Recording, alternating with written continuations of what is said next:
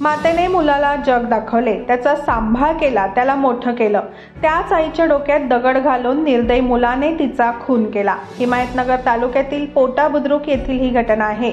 मुलाने आईची हत्या का केली याचं कारण मात्र अजून समजू शकले नाही. अनिता दत्ता जळपते, वय वर्ष 46 असं मयत महिलेचं नाव आहे. पोटच्या मुलाने आईची हत्या केल्यामुळे एकच खळबळ उडाली आहे. मिळालेल्या माहितीनुसार अनिता जलपते या हिमायतनगर तालुक्यातील पोटा बुद्रुक येथील रहिवासी आहे. रविवारी दुपारी त्या आपल्या मोठ्या मुलासोबत शेतात गेलेल्या होत्या. मात्र सायंकाळी उशिरापर्यंत अनिता घरी परतली नाही.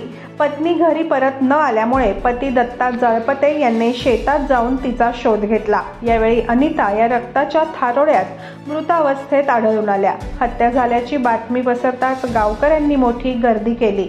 घटनेची माहिती मिळताच हिमायतनगर पोलिसांनी घटनास्थळी धाव घेऊन पंचनामा केला. मयत महिलेचा मुलगा सचिन उर्फ गजानन यानेच आईची हत्या केल्याचा संशय व्यक्त केला जात आहे.